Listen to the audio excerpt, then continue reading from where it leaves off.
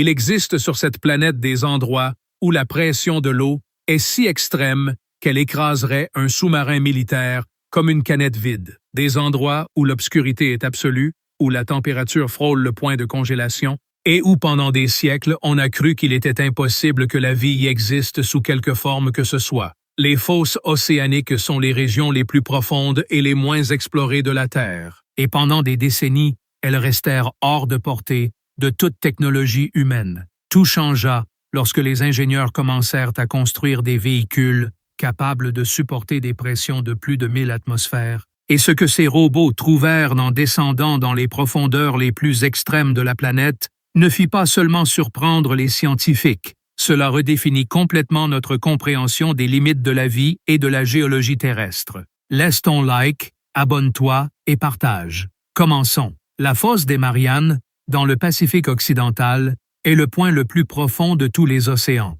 Sa partie la plus profonde, le Challenger Deep, se trouve à environ 10 935 mètres sous la surface, un chiffre difficile à visualiser. Pour donner une référence, si l'on plaçait le mont Everest au fond de cette fosse, son sommet se trouverait à plus de 2 km sous l'eau. La fosse a une longueur d'environ 2550 km et une largeur de seulement 69 km, avec une forme allongée et étroite résultant du processus de subduction de la plaque du Pacifique sous la plaque des Mariannes, un processus qui se produit à un rythme de 2 à 3 cm par an et qui génère l'une des zones de plus grande activité sismique et volcanique sous-marine du monde. La première fois que des êtres humains atteignirent le Challenger Deep fut le 23 janvier 1960, lorsque l'océanographe suisse Jacques Piccard et le lieutenant de la marine des États-Unis Don Walsh descendirent à bord du bathyscaphe Trieste, un véhicule conçu par le père de Piccard, Auguste Piccard.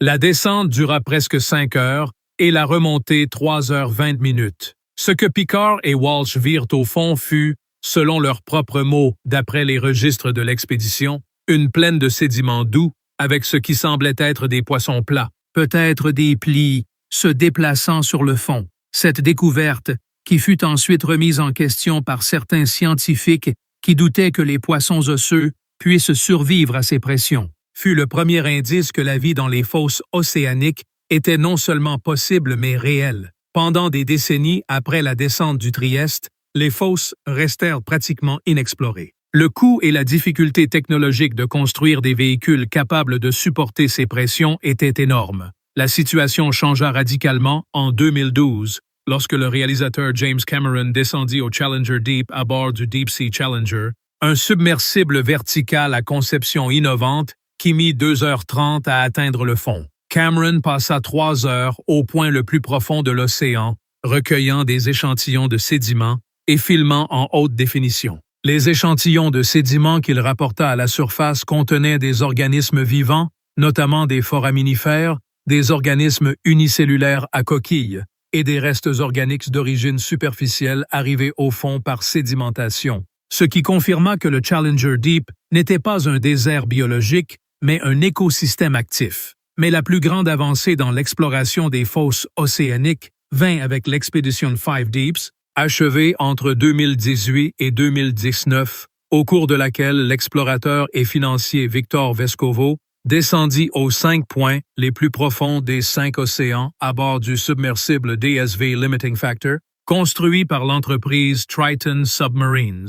Le Limiting Factor fut conçu spécifiquement pour réaliser des descentes répétées et sûres dans les plus grandes profondeurs océaniques, quelque chose qu'aucun véhicule précédent n'avait été capable de faire de manière systématique. Vescovo descendit au Challenger Deep le 28 avril 2019 et atteignit une profondeur de 10 928 mètres, enregistrée à ce moment comme la plus grande profondeur atteinte par un être humain.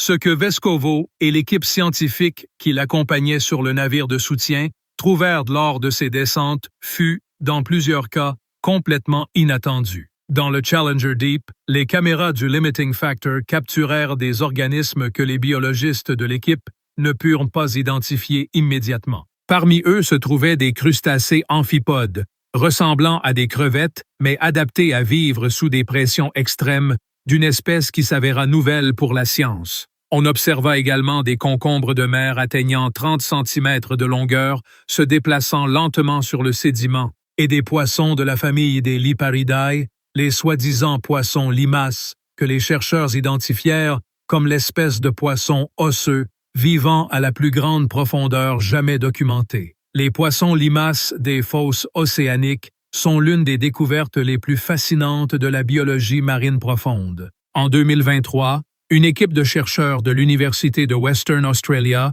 et de l'Institut océanographique de Tokyo filma pour la première fois dans la fosse du Japon un poisson limace de l'espèce Pseudoliparis belliaevi à une profondeur de 8336 mètres, la plus grande profondeur à laquelle un poisson n'avait jamais été filmé. Les images, obtenues avec des caméras autonomes de fond, montrèrent l'animal nageant apparemment avec aisance dans l'obscurité absolue, se nourrissant des amphipodes qui abondent également à ces profondeurs. L'adaptation de ces poissons à des pressions si extrêmes est possible grâce à la présence dans leur tissu de triméthylamine N-oxide, ou TMAO, une molécule qui stabilise les protéines cellulaires sous pression et dont la concentration dans les tissus des poissons augmente avec la profondeur à laquelle ils vivent. Mais les organismes ne sont pas la seule chose surprenante que les robots ont trouvée dans les fosses. Les analyses géochimiques des échantillons de sédiments recueillis dans le Challenger Deep lors de l'expédition Five Deeps et lors d'expéditions ultérieures du Schmidt Ocean Institute révélèrent la présence de microplastiques en concentration significative, notamment des fibres de vêtements synthétiques et des fragments d'emballage plastique. La découverte fut publiée en 2020 dans la revue Nature Geoscience et eut un impact considérable, car elle démontra que la pollution plastique humaine avait pénétré jusqu'au point le plus reculé et le plus inaccessible de la planète. Les chercheurs trouvèrent également des concentrations élevées de polluants organiques persistants, comme les PCB et les PBDE, des composés industriels interdits dans de nombreux pays il y a des décennies, mais qui continuent à circuler dans les océans et à s'accumuler dans les chaînes trophiques des fosses. Laisse ton like, abonne-toi et partage. La fosse de Porto Rico, dans l'Atlantique, est la plus profonde de cet océan, avec un maximum de 8376 mètres au point connu sous le nom de Milwaukee Deep. Les descentes réalisées avec des ROV par la NOAA et l'Université de Rhode Island au cours de la dernière décennie ont révélé une biodiversité inattendue à ces profondeurs avec des espèces de cnidaires, d'échinodermes, de polychètes et de crustacés qui, dans de nombreux cas, n'avaient pas été documentés précédemment dans l'Atlantique. La fosse de Porto Rico est également géologiquement significative car c'est une zone à haute sismicité. Le tremblement de terre qui engendra le tsunami des Caraïbes en 1918 prit naissance dans ces environs et les modèles actuels de risque sismique pour les Caraïbes considèrent la fosse de Porto Rico comme une source potentielle de tremblements de terre de magnitude supérieure à 8. Dans l'Indien, la fosse de Java, également connue sous le nom de fosse de la Sonde, atteint 7290 mètres de profondeur et est la plus profonde de cet océan.